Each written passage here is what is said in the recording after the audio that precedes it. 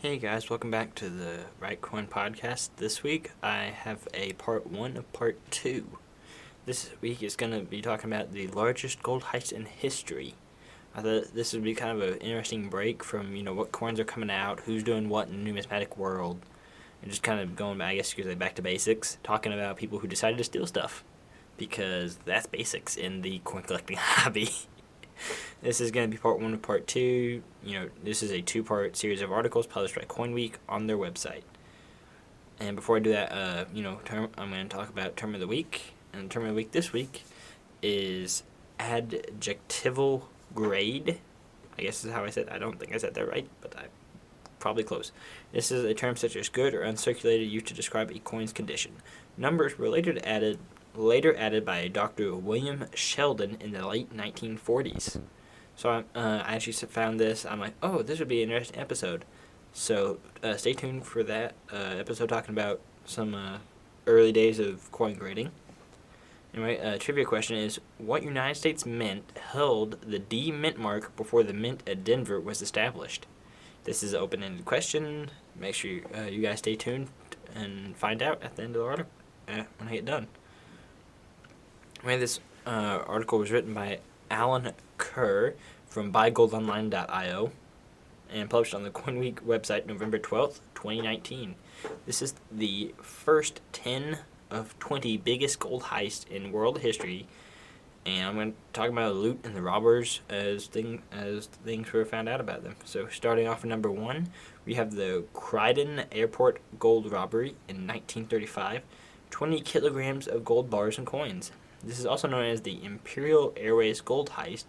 The theft was just over 20 kilograms or 44 pounds, made up of gold bars, gold sovereigns, and gold American Eagles. This was stolen from the South London Croydon Aerodrome on March 6th, 1935. It was customary for only one security guard on duty. They would have the key for all incoming cargo flights. 3 men were able to get their hands on a set of the keys for this, and they were able to walk unabated, no problems, through the airport, still 21,000 pounds or roughly 27,000 US dollars worth of gold from under the security guard's nose.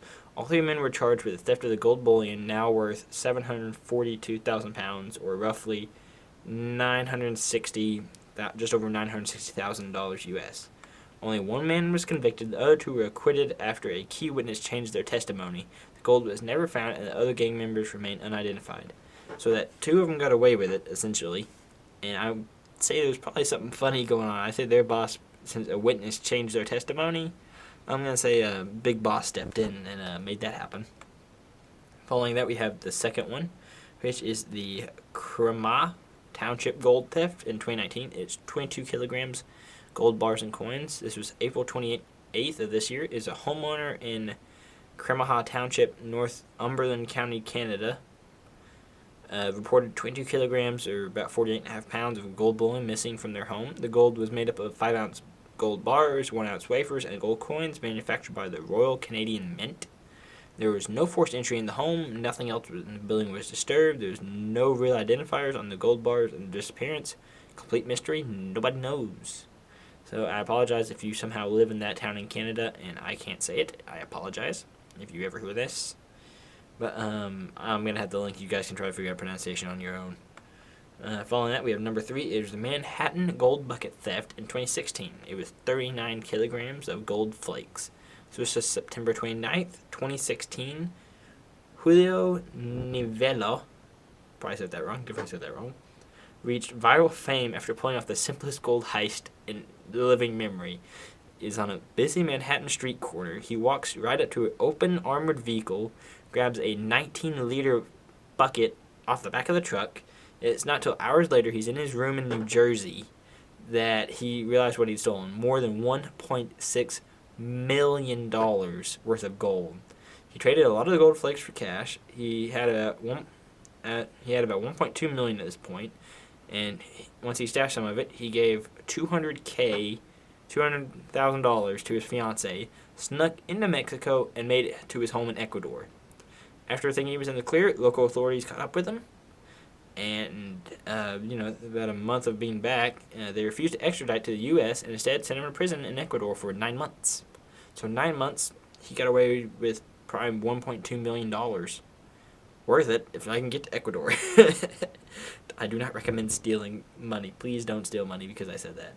But, he got 9 months in jail for stealing, and he has $1.2 million. Yeah, crime doesn't really fit the bill there. Following that, the fourth one is the San Francisco Mint double eagle robbery in 1898. It was 44 kilograms in gold coins. So, started work at the San Francisco Mint in 1898. By 1901, Walter Dimmick was trusted with the keys to the vaults until an audit showed that over $30,000 of gold double eagles were missing. There were 6 bags of gold bullion weighed over 44 kilograms, or about 97 pounds, in solid gold, and would have valued over $2.14 million in today's money. Although there wasn't any hard evidence, Dimmick was the main suspect, and he was found guilty and sentenced to 9 years in prison. The coins have never been found, so they have no idea where that's at. Number 5, we had the Mexico City Mint theft in 2019. I actually remember hearing about this, and I think I read a little bit about it, but it was 40. This was 44 kilograms in gold. It was armed robbers stole more than $2.5 million worth of gold coins from a vault that had been left at a mint in Mexico City. I think my phone just went off. Sorry about that, guys. I got a text message. I had to answer that real quick. I forgot to silence my phone. Anyway, back to this. They stole $2.5 million worth of gold coins from a vault that had been left open in Mexico City. Their thieves left with more than 1,500 gold centurios. 2 people, one wielding the firearm, broke into the Mexican City Mint, threw a security guard to the floor. The other guy went in. They went to the vault, wide open somehow, filled his backpack with 1,567 gold centurio coins. They had a face value of 50 pesos, but they traded for 31,500 pesos, about 1,600 US, a piece at the time. And the robbery, at the time of the robbery, and they had a total weight of 44 kilograms, roughly 97 pounds, in pure gold. The same Casa de Monde branch was also broken into in 2018 while the building was being renovated. That heist didn't go so good, but apparently these guys somehow got away with a lot of money. So following that, we have the number 6, Coral Gables gold heist in 2012. This was slightly larger, 45 kilograms of gold nuggets. It's the morning of October 12th, 2012. George Villegas leaves his apartment with 2 wheeled suitcases packed with hundreds of gold nuggets sealed in plastic bags, each weighing more than 50 pounds. He worked as a courier for his cousin's Bolivian gold mining company. I'm not even going to say that. This guy was to deliver the gold to a refinery in Opalaca, I guess. Villegas entered a cramped elevator in his apartment building to be greeted on the first floor by Cuban gangster Renole Valdez, waving a gun in his direction, saying, "We want the gold," in Spanish. And we are only here for the gold, again, in Spanish. I don't do Spanish accents. Villegas tried to wrestle the firearm from Valdez. Valdez squeezed the trigger, gun jammed. Valdez then knocked Villegas down, snatched the suitcases, went over with over 45 kilograms, roughly 9,900 pounds of gold nuggets, worth $2.8 million. Valdez, he was 34, captured while crawling through bushes near the Guatemala-Belize border. Leading up to the trial, George Villas died of a heart attack and couldn't testify against Valdez in the case. However, January 2017, justice was served. Valdez was sentenced to 10 years in prison. After that, we got number 7, the Perth Mint swindle in 1982, roughly 68 kilograms in gold bars. So it's June 22nd, 1982, 3 men duped the Perth Mint in Western Australia to hand over 49 gold bars weighing a total of 68 kilograms, 150 pounds, at a time valued at $653,000. As of 2019, $3.3 million. According to the police at the time, 3 brothers, Brian, Ray, and Peter Mickelberg, orchestrated the swindle. The 3 brothers supposedly stole checks from a Perth Mint building society, and they tricked the mint into accepting these checks in exchange for gold bullion. The gold was picked up by a security company who delivered it to an office in Perth and then went to the Junadakot airport, I don't say that, where the gold bullion seemingly disappeared. The 3 brothers went to trial in 1983 and were found guilty and sentenced to 20, 16, and 12 years in jail. All 3 convictions were overturned in 2004, and the cases continue to be fought by the Mickelbergs who maintain their innocence. The theft remains unsolved. So, 1899, 55 kilograms of gold nuggets were found at the gates of TVW-7, a Perth television station, with an anonymous note addressed to Alison Fan. One of the station's reporters. The note supported the brothers' innocence and claimed that a prominent Perth businessman was behind the swindle. So they have no idea. There's this one guy apparently thinks that a local guy stole it. The rest of the country thinks that these three brothers stole it, who have been in prison. And I'm like, okay. I'm just saying, people are crazy. So next is a Singapore Brinks robbery in 2012. It's 70 kilograms of gold. This July 2nd, 2012, gold bars worth $4.3 million. They just went missing from Brinks, Singapore. In 2012, the gold prices were at their peak, and the two robbers were set to make a pretty good amount of money on the gold bullion heist. However, they didn't make it very far. Brinks, Singapore realized that the gold bars had gone missing and alerted the police. 12 hours later, one of the men was arrested at Singapore airport trying to leave the country. So Teo Wen Wei, 28, was charged with aiding and abetting Jonas Tan Tek Lang in the theft of 71 kilogram gold bars, about 70 kilograms, 154 pounds. So very little information is documented in the case, and it's unknown whether the gold bars were recovered. I don't know. It's just kind of like, did they get them? Did they got the guys. Did they get the gold? That's the big question. Following this, we have number 9. This is the Great Gold Robbery in 1855. 91 kilograms of gold bars and coins. It's probably the most well-known of all major gold robberies. The Great Gold Robbery took place on May 12th, 1985, and was one of the most brazen crimes of the century, while the culprits stealing 12,000 pounds, or about 15,500 US, in gold bullion, over 91 kilograms, about 200 pounds, in weight, worth somewhere in the region of 3.4 million pounds, or 4.4 million US in today's money. It belonged to the Abel & Co. Spillman. 3 boxes of gold bullion were transported to Chaplin & Co. carriers from London Bridge via Folkestone in the UK and Boulogne to Paris, France. Each box was solidly constructed, weighed, and sealed at the carrier's office and taken to London Bridge station. At London Bridge, the 3 boxes were placed in iron traveling safes and secured with 2 locks. Safe keys were entrusted to the railway staff in London Bridge and Folkestone, and also to the captain. It was the customary practice to load the safes on the trains with the guards on the night train from London to Folkestone. When the train arrived at Boulogne, the boxes were taken out, weighed, and found that one of the boxes weighed about 40 pounds less than the other one, or what it should have, while the other 2 boxes weighed a little more. Despite the slight difference in weight, the boxes were transferred to a train for Paris. Like, why would you take it still? It doesn't weigh right. Check something, please. Anyway, the 2 boxes arrived in Paris. They're open and found that all the gold had been replaced with lead shot. So, as the weight was correct in London and wrong in Boulogne, it was understood the robbery happened on the journey from London to Folkestone or before the gold even reached Boulogne. So, after a large investigation by UK and French police, it eventually emerged that the robbery was committed by 4 men in a wider network of accomplices. To uphold the meticulously planned operation, the idea man William Pierce, an ex-railway employee, George Agar, a mastermind criminal who helped to plan the heist, George Tester, a railway clerk who supplied the gang with duplicate keys to the onboard safe, and a train guard called Burgess, who ensured the gang's tools were loaded into the guard's van so the men could carry out their work. Everything went to plan to the following year when George Agar's ex-girlfriend, Fanny Kay, who was recruited to act as a receiver and failed to receive £7,000 or about $9,000 payment from Pierce, and decided to blow the whistle on the mob to the governor of Newgate Prison. By the time the trial came around, Agar was already serving life for a separate incident regarding a bogus check, and William Pierce, George Tester, and Burgess were sentenced to 14 years transportation. I don't know what transportation means. I guess they're in prison, I assume.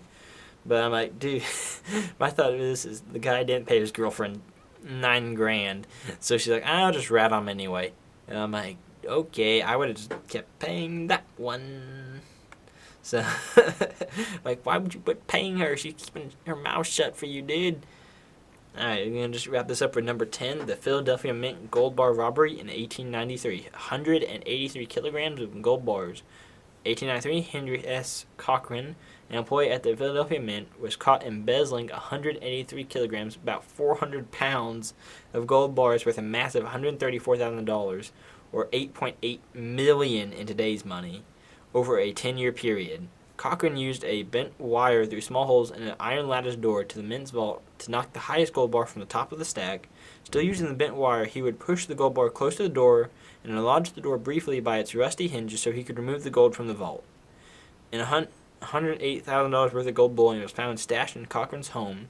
The remaining missing gold was found in the mint's ventilation system.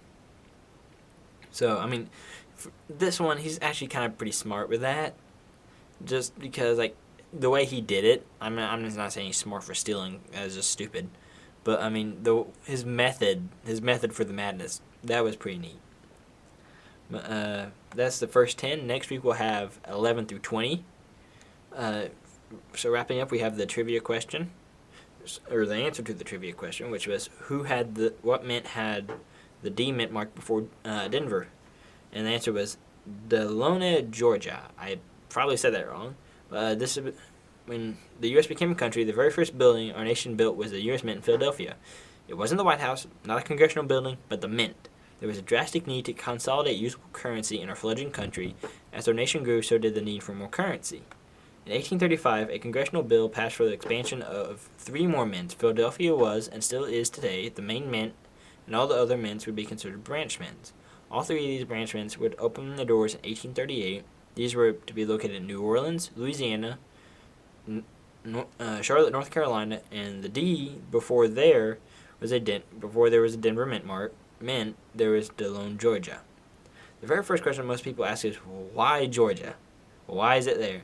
But there's a very good reason. Needless to say, there's no FedEx, no postal service, nothing there in 1835. Well, there's probably postal service, but there's no overnight shipping in 1835. And moving coins from Philadelphia to the rest of the country, pretty difficult to say the least. It also means moving gold to Philadelphia from other parts of the country, also very difficult. So if you can't move the gold to the mint, you move the mint to the gold. This is exactly what happened for Delone as well as Charlotte. When you think gold rush, most of us think California gold rush, but most of us do not realize there was a gold rush in Georgia in the late 1820s. With gold readily available, Delone was a prime location for the new branch mint. This was also why only gold coins were struck in Delone. No silver coins, nothing else, just gold.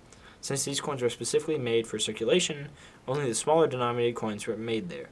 They only produced the $1, $2.5, $3, and $5 gold coins and bore the single D mint mark of the Delone Mint. In 1861, everything changed. The Civil War's going on. Delone, Georgia Mint fell under Confederate control.